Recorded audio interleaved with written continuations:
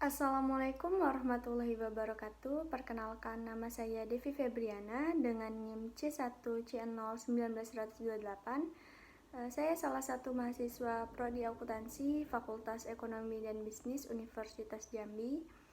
Untuk memenuhi tugas mata kuliah Akuntansi Keperilakuan dengan dosen pengampu Bapak Firmi Eka Putra SEMSI, saya akan menjelaskan materi tentang aspek perilakuan pada persyaratan pelaporan. Ada 4 konten yang akan saya jelaskan. Yang pertama, apa saja syarat-syarat pelaporan. Yang kedua, bagaimana persyaratan pelaporan mempengaruhi perilaku. Yang ketiga, apa dampak dari persyaratan pelaporan. Yang keempat, ada seperti apa penilaian dampak terhadap pengirim informasi. Yang pertama adalah syarat pelaporan. Apa saja sih syarat-syarat pelaporan?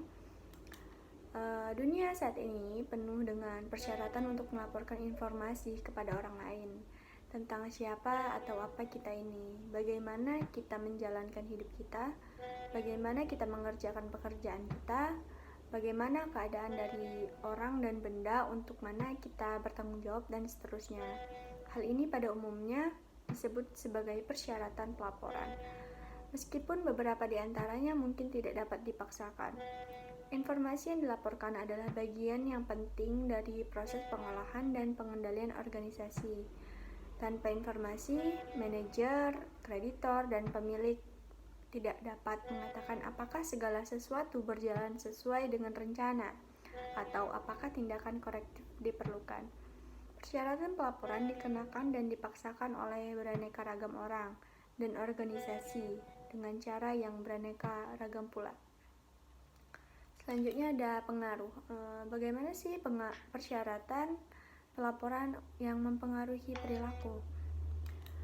Persyaratan pelaporan dapat mempengaruhi perilaku pelaporan dalam beberapa cara. Yang pertama, antisipasi penggunaan informasi. Yang kedua, prediksi si pengirim mengenai penggunaan si pemakai. Yang ketiga, insentif atau sanksi.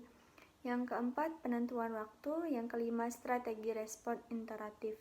Yang keenam, pengarah perhatian.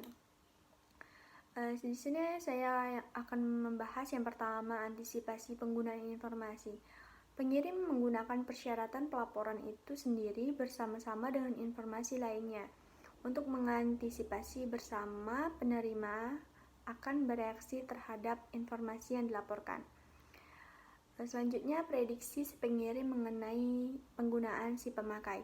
Kadangkala penerima mengatakan dengan jelas bagaimana mereka menginginkan si pengirim untuk berperilaku, tapi seringkali mereka tidak menginginkan atau mereka mungkin menginginkan banyak hal-hal yang sulit untuk dicapai secara stimulan, seperti laba jangka pendek yang tinggi, pertumbuhan jangka panjang yang baik, atau citra publik yang bagus. Selanjutnya, insentif atau sanksi.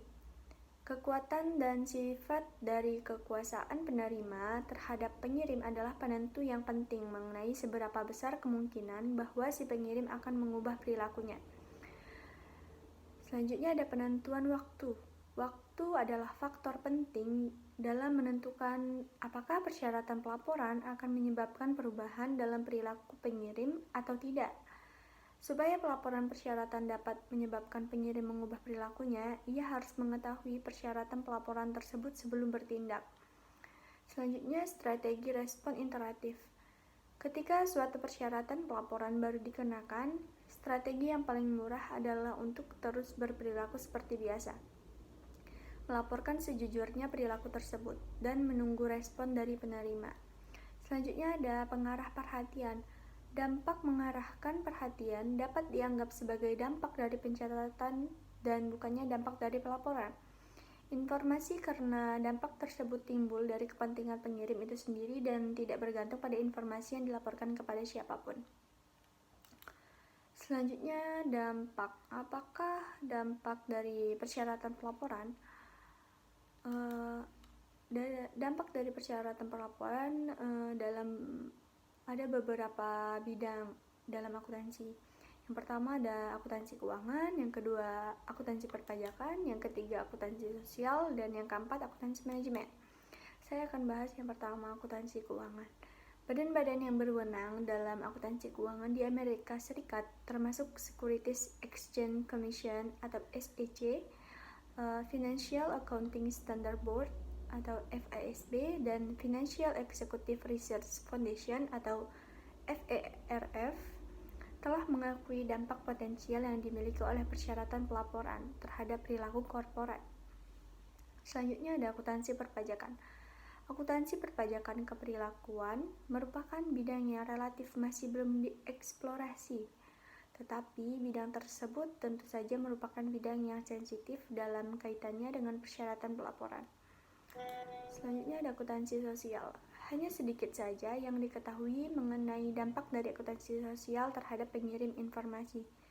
Masih terdapat relatif sedikit akuntansi sosial bagi publik, dan kebanyakan riset mengenai hal itu berkaitan dengan dampak terhadap penerima dan informasi yang dilaporkan. Selanjutnya ada akuntansi manajemen. Manajemen dapat memberlakukan persyaratan pelaporan internal apapun yang diinginkannya kepada bawahan. Pos-pos yang dilaporkan secara internal dapat bersifat keuangan, operasional, sosial, atau suatu kombinasi. Tetapi hanya terdapat sedikit data akuntansi manajemen yang tersedia bagi publik karena data tersebut jarang dilaporkan di luar organisasi.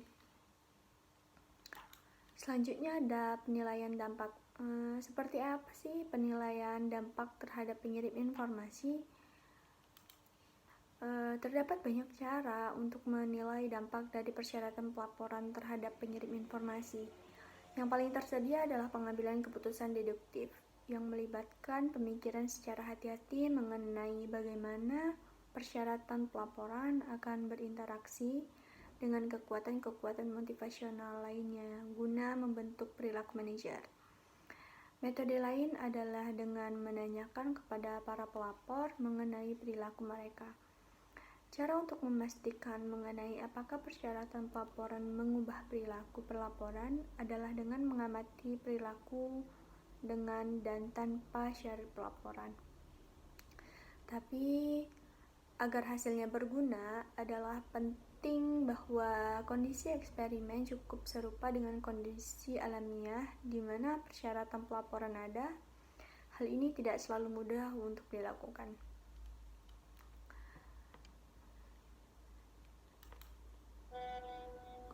Baiklah, itu saja yang dapat saya sampaikan.